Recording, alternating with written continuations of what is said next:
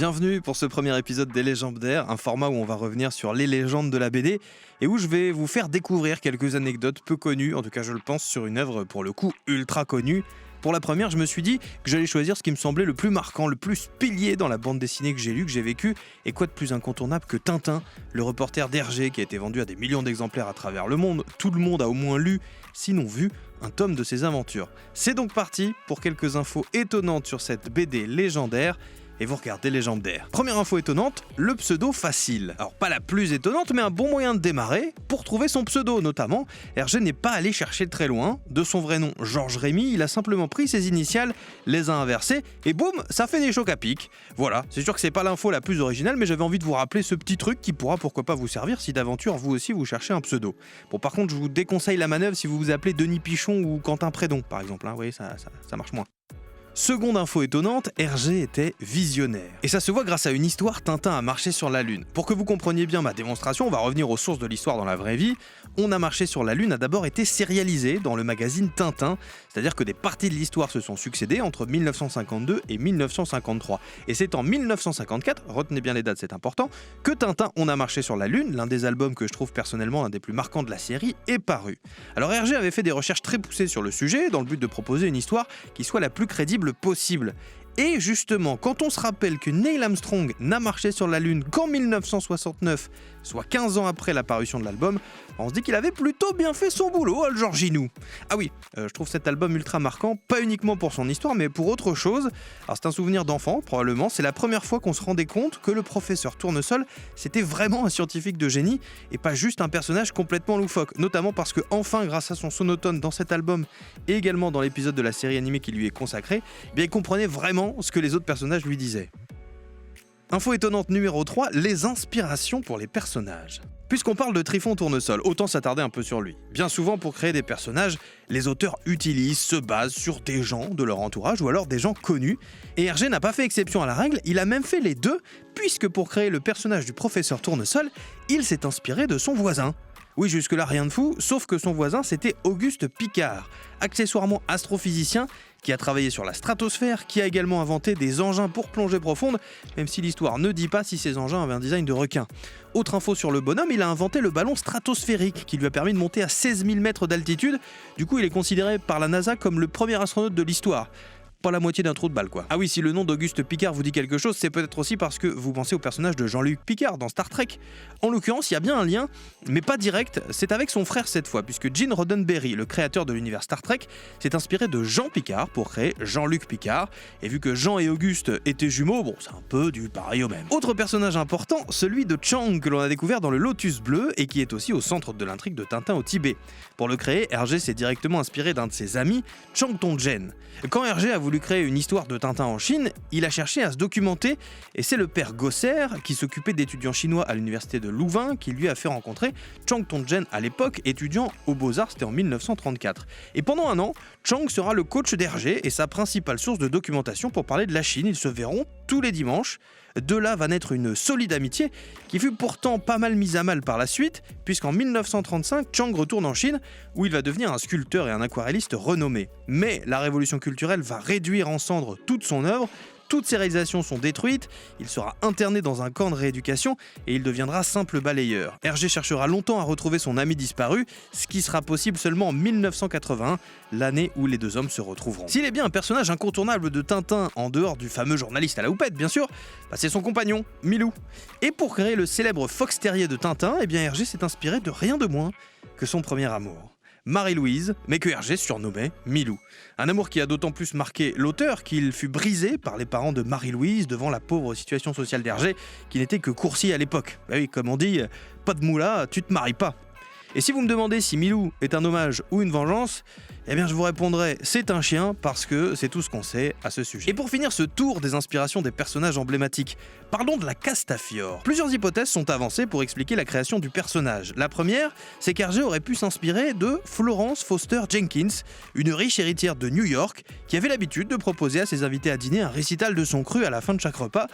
Et disons que niveau fausse note, il y avait aussi à manger, et plutôt cru en l'occurrence. L'autre hypothèse donne 2 inspirations pour créer le personnage. La première serait la tante d'Hergé, Nini, qui poussait régulièrement la chansonnette lors des dîners de famille. Encore une fois plutôt mal, ce qui aurait d'ailleurs amené Hergé à regarder l'opéra au mieux comme un truc vaguement rigolo, au pire comme quelque chose de ridicule. Et ceci mixé par Hergé avec rien de moins que La Calas, l'une des plus grandes cantatrices de tous les temps.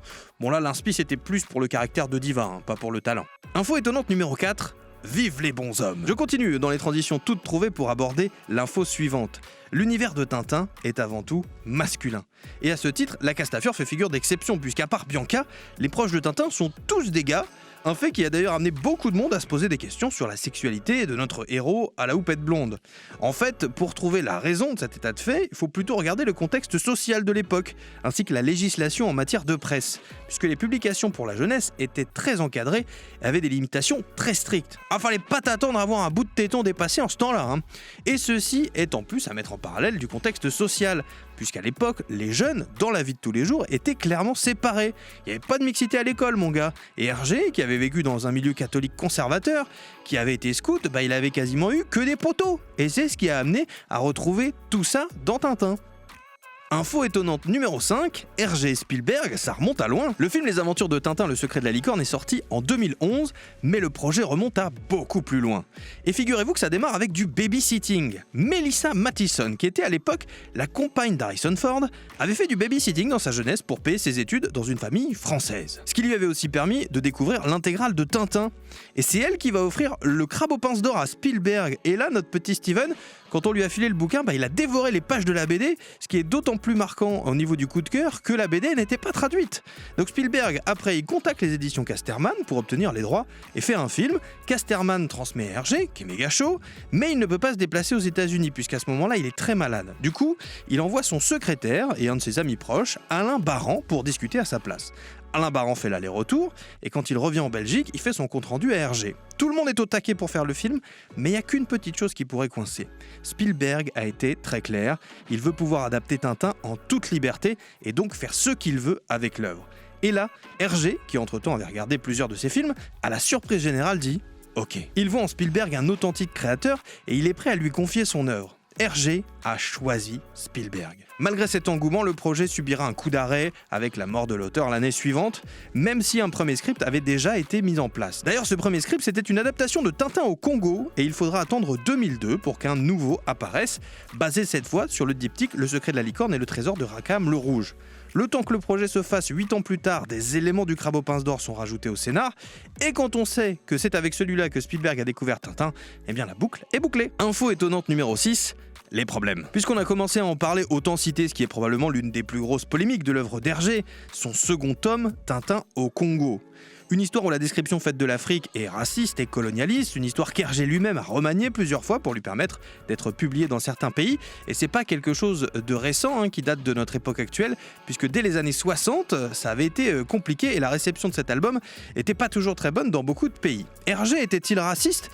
Comme pour la présence unique de la Castafiore comme femme dans l'entourage de Tintin, il faut regarder autour de l'album pour mieux comprendre, c'est un peu plus nuancé. Première chose, Tintin au Congo n'est pas né d'une volonté d'Hergé d'envoyer son reporter en Afrique. En fait, Hergé voulait l'envoyer en Amérique après son premier tome qui était Tintin chez les Soviets, histoire de faire un diptyque sur les deux puissances mondiales. Il le fera après Tintin au Congo d'ailleurs, mais à l'époque, Georges Rémy bosse pour Le Petit 20e, une revue pour les jeunes dirigée par l'abbé Walaise. Sous son impulsion, le journal défend un ultra-catholicisme et des idées d'extrême droite, et c'est d'ailleurs l'abbé Walaise qui avait demandé à Hergé de faire Tintin chez les Soviets, pour s'engager et dénoncer le bolchevisme. L'abbé demande ensuite à Hergé d'envoyer son reporter en Afrique, au Congo. Parce qu'à l'époque, qu'est-ce qui représente à lui tout seul quasiment tout l'empire colonial belge ? Bingo, le Congo. Le Petit 20e étant un journal pour les enfants, c'était un bon moyen d'inculquer les valeurs coloniales de l'époque aux chères petites têtes blondes. Pour rajouter au problème, en plus, à l'époque, Hergé ne pouvait pas faire le travail de recherche qu'il a fait plus tard sur pas mal d'albums, et il n'avait pas sous la main une source fiable, comme le fut Chang Tong-jen pour le Lotus Bleu. Hergé n'a d'ailleurs jamais été un grand voyageur, faut savoir qu'il avait en fait vu aucun pays de ses histoires avant de les raconter, et pire du pire, pour Tintin au Congo, il n'avait à disposition que les récits des explorateurs de l'époque, qui était bien loin de te décrire le Wakanda quand il parlait du Congo, si tu vois ce que je veux dire. D'ailleurs, c'est étonnant de penser que c'est cet album-là qui avait été choisi par l'équipe de Spielberg pour faire un film en premier. Info étonnante numéro 7, Hergé autant dehors que dedans. Pour cette dernière anecdote, on va finir sur une note un peu plus légère. Le créateur de Tintin a également réalisé une performance qu'il est important de signaler. Il a réussi à être autant derrière le crayon que devant avec Tintin. Hergé fait partie intégrante de son univers puisqu'il s'y est tout simplement intégré. On le retrouve plusieurs fois dans les albums, parmi les personnages. Il apparaît en tout 4 fois dans les albums dessinés, dans Tintin au Congo, dans Le Sceptre d'Autocar, dans Objectif Lune, ainsi que dans l'affaire Tournesol. Le clin d'œil aurait pu en rester là, ce qui est déjà une bonne petite anecdote sympathique, vous essayerez de le retrouver vous-même dans les albums quand vous les relirez, sauf que le procédé a dû aussi amuser les créateurs de la série animée sortie en 91, puisqu'Hergé y fait un caméo dans tous les épisodes. Mention spéciale pour le crabe aux pinces d'or, où il apparaît 2 fois en personne, et on voit son nom sur la boîte aux lettres voisine de celle de Tintin. Comme quoi, Hergé est à Tintin, ce que Sangoku est à Dragon Ball, le roi du caméo-méo. Ah tiens, je crois que ça doit être l'humour qui vient de se suicider. Voilà, c'est la fin de cet épisode de Légendaire dédié à Tintin. J'espère que vous avez apprécié, que vous avez découvert aussi quelques petits trucs autour de cette BD légendaire, justement. Alors n'hésitez pas, si vous avez apprécié, à vous abonner à la chaîne, à laisser un pouce bleu, à partager, ça me fera extrêmement plaisir. Et puis surtout, ça permettra vraiment de soutenir tout ça. Pensez aussi à actionner la cloche pour être tenu au courant des news, puisque je vais essayer de continuer ce format un maximum. C'est un format que je peux faire régulièrement et plutôt facilement comparé à ceux que je dois faire de l'animation notamment. Donc voilà, à plus et surtout, bonne lecture!